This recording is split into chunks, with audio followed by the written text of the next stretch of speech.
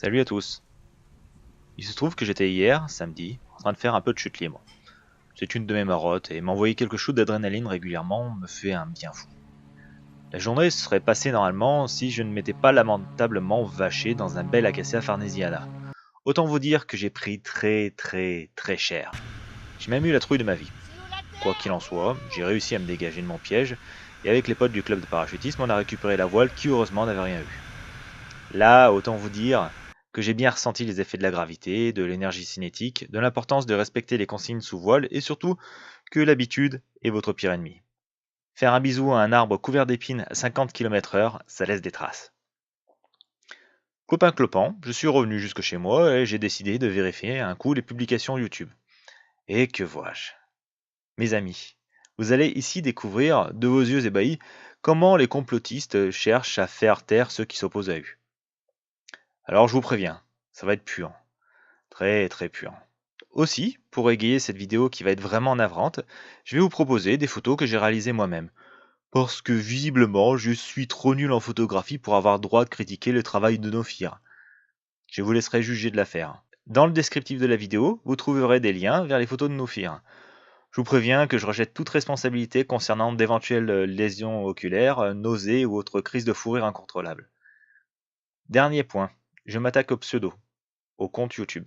L'identité de ces personnes, je m'en contrefiche royalement, et à la rigueur, connaître leur vrai nom et leur visage me ferait autant de bien que de me pincer une couille. Place au fait. Petit retour en arrière pour ceux qui ne suivent pas. Depuis quelques mois, un groupe de complotistes de la Terre plate s'échine à faire des hangouts où ils détaillent des points cherchant à prouver que la Terre n'est pas un globe, que la NASA ment, que la Lune est une boule de glace qui fond. Oui, une boule de glace qui fond. Pulpa ou Glace Max, on n'a jamais réussi à savoir, et perso, j'ai une préférence pour les Ben Jerry's. Bref, le spécimen le plus intéressant de cette petite bande de moudbulbes est un individu dont la quasi-intégralité des preuves qu'il présente relève de la falsification, du mensonge et de la désinformation. Cet individu, que je vais nommer même pas peur, Nofir pour les intimes, se vautre comme un cochon dans sa bauge, hangout après hangout, dans une succession de mensonges plus gros les uns que les autres. Dans son monde merveilleux, Nofir s'imagine être un porteur de lumière. Dans le mien, c'est juste un beauf de service qui veut nous faire passer sa Citroën Visa pour une Audi TT. Je ne relèverai que les mensonges qui ont eu droit à un éclaircissement sur ma chaîne. Les vols dans l'hémisphère sud n'existent que depuis que le mouvement de la Terre plate existe. Je lui ai montré, preuve à l'appui, que c'était faux. En difficulté, il a décrété que les vols entre Saint-Denis de la Réunion et la Nouvelle-Calédonie n'ont pas existé. Une fois de plus, je lui ai prouvé, preuve à l'appui, que c'est faux. Suite à ça, il a imaginé que les vols entre la Nouvelle-Calédonie et la Réunion n'ont été qu'exceptionnels. Je lui ai prouvé, une fois encore, preuve à l'appui, que ces vols étaient bishebdomadaires. Il nous a montré des photos de la Lune qu'il a soi-disant réalisées avec un filtre infrarouge. Je lui ai démontré preuve à l'appui que c'est faux, et qu'il n'a employé qu'un vulgaire filtre rouge, si ce n'est trafiqué directement l'image. Il nous a montré des photos de la Lune avec d'étranges artefacts. Je lui ai prouvé, preuve à l'appui, qu'il avait volontairement ajouté ces artefacts. Nofir s'appuie sur la toute-puissance de son P900, qui est pour lui la quintessence de l'appareil photographique. Je vous invite à lire les articles de presse concernant cet appareil que j'ai placé dans le descriptif de la vidéo. Ne riez pas, j'imagine que son appareil est en mesure de rivaliser avec ça. C'est même autre chose qu'un P900 les mecs. C'est autre chose qu'un P900. Voilà ce que c'est un télescope. Juste comme ça, j'ai filmé cette séquence au club d'astronomie de Wano, à la fois. Pratique, quand on est un shooter et aussi observateur du ciel, d'avoir les deux structures réunies au même endroit, non? Ma démarche dans mes vidéos se veut donc critiquable. J'expose des faits, je présente mes sources et ma propre expertise basée sur ma propre expérience. Je vis en Nouvelle-Calédonie et je fais de la photographie en tant qu'amateur. Je n'ai jamais dit que j'étais photographe pro pour appuyer mes démonstrations. Certains ont d'ailleurs précisé des points sur lesquels je n'étais pas très rigoureux dans les commentaires de mes vidéos, mais je les en remercie. C'est comme ça que se construit un argument. Bref, je reste sur du factuel. Quoi qu'il en soit, Nofir, au lieu d'admettre ses torts et éventuellement faire profil bas, c'est ce que je ferais si on me prenait en flagrant délit de mensonge, a continué sur la route qui est la sienne depuis son arrivée sur le mouvement. Il n'en démordait pas. Il n'a dit que la vérité et les gens qui le contredisent sont eux-mêmes de vilains menteurs. Il a poussé l'audace jusqu'à proposer, au cours du Hangout du 14 octobre dernier, de présenter ses photos pour analyse en direct au cours d'une confrontation. Continuant sur sa lancée, il a affirmé que personne ne voulait s'y frotter. Mais à cet instant-là, nous autres globulistes, nous avons sûrement autre chose à faire que d'écouter des types pratiquer l'onanisme cérébral en parlant de la Lune qui fond et regèle en continu. La vie est courte, autant l'occuper avec des choses plus intéressantes.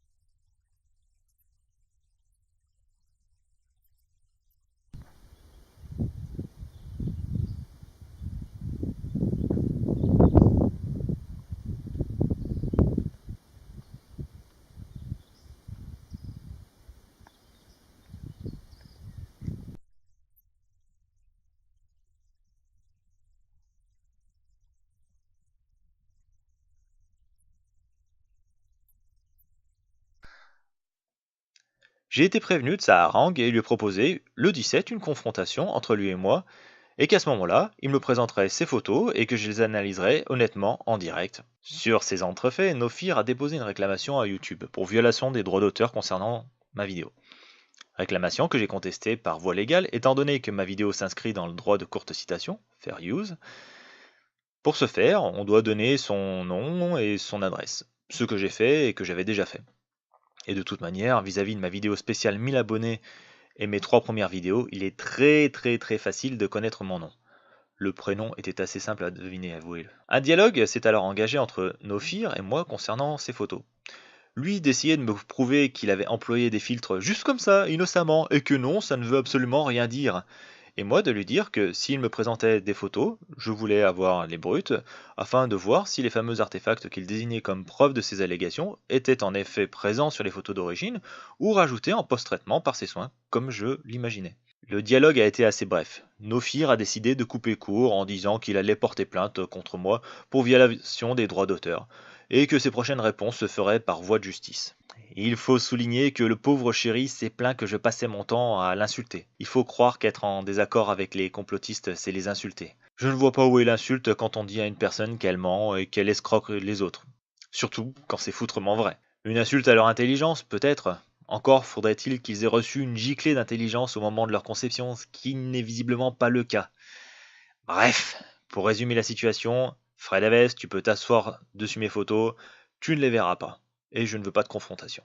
De mon côté, c'était hashtag je suis déception. Et de son côté, c'est hashtag je cherche une excuse moisie dans ma loose. Pour tout vous dire, je n'ai pas été surpris par cette attitude, que nous avons déjà observée parmi les experts complotistes. Quand la situation leur échappe, ces derniers se réfugient souvent derrière des excuses très vaseuses ou des attitudes révélant qu'ils cherchent à n'importe quel prix à garder la face. Nous en sommes restés là, mais je savais qu'ils joueraient du fait que je lui livrais mon nom. J'avais déjà eu affaire à des personnes comme ça, qui avaient été bien plus malines et avaient fait preuve d'un minimum de curiosité à mon égard. Les résultats avaient été des menaces de cassage de gueule, menaces de mort ou encore de porter plainte pour harcèlement. Bref, Balek.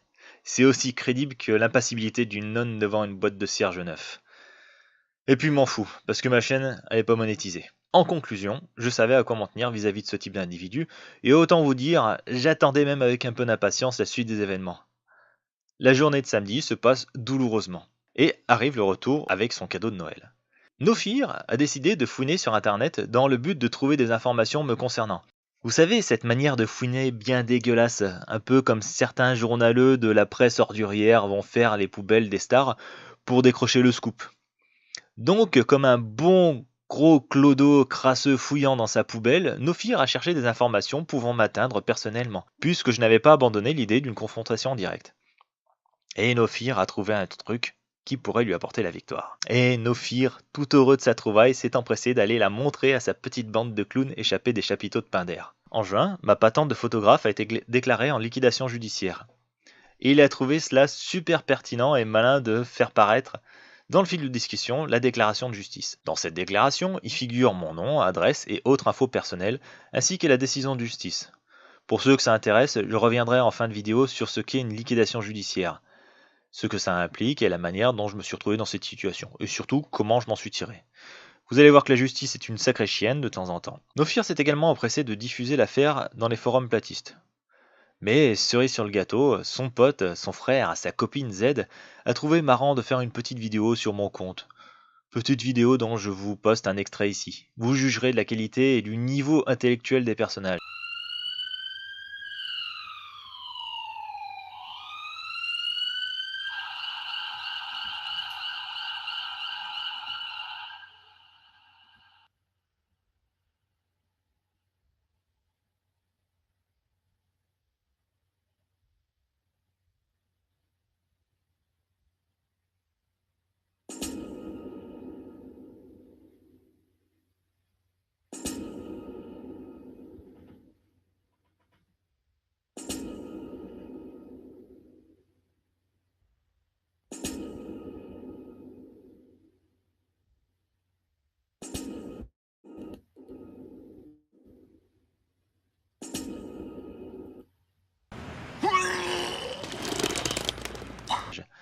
J'aime tout particulièrement Nofir avec cette tenue de pseudo-résistant planqué derrière un bandana, une casquette et une paire de lunettes noires.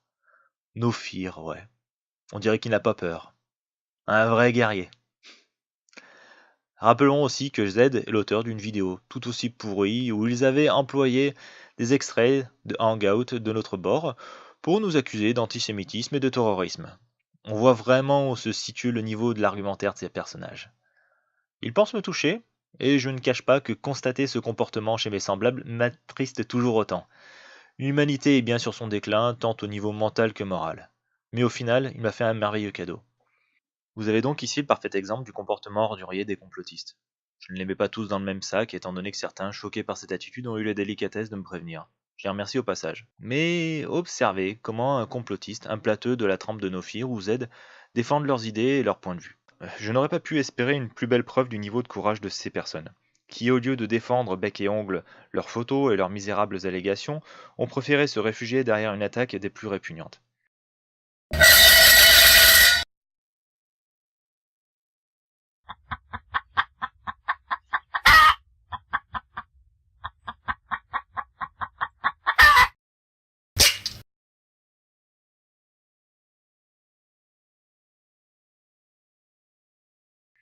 Voilà où se situe le non-courage de Nofir et Z.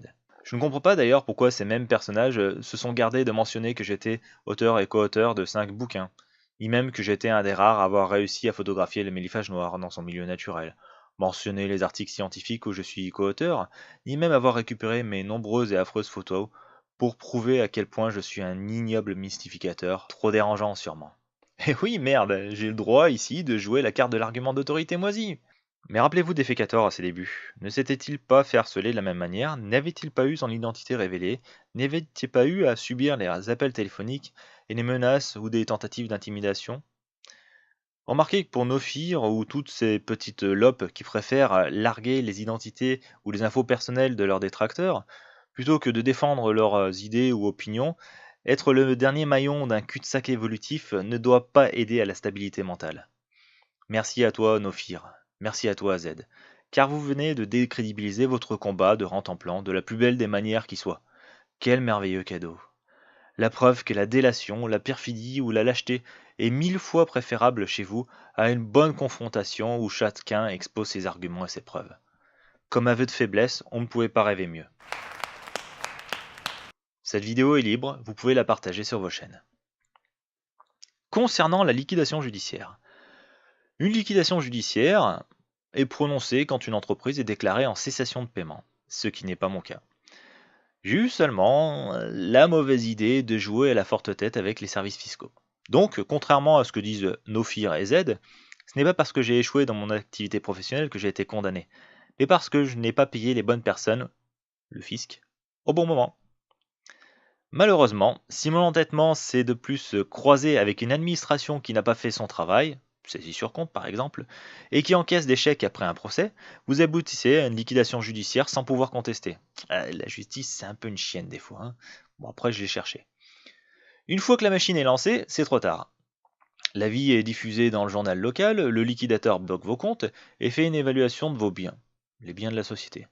La seule manière de s'en tirer, c'est d'accepter la liquidation ou de faire appel, à condition d'avoir un dossier en béton. Et c'est ce que j'ai fait, moyennement des frais d'avocat. J'ai eu droit à une suspension provisoire de la liquidation judiciaire et de faire appel de cette décision. Pour faire appel, il faut obligatoirement passer par un avocat, et ça coûte cher, très cher.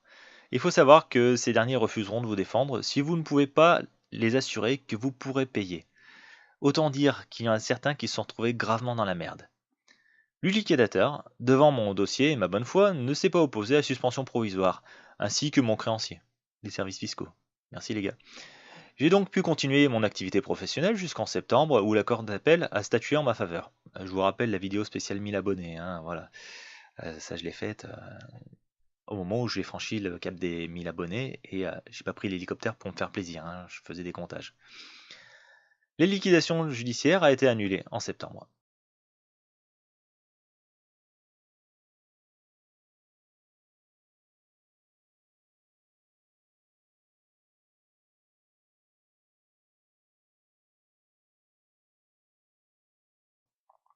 Pourquoi a-t-elle été annulée?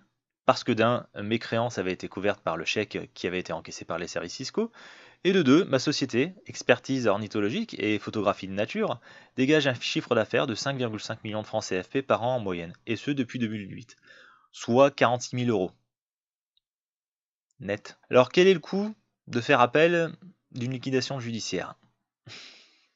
C'est la partie la moins sympa. Les frais d'avocat, 450 000 francs, soit 3 800 euros, et les honoraires du liquidateur. Et oui, sucre lui aussi, hein. Ça coûte 525 000 francs CFP, soit 4 400 euros.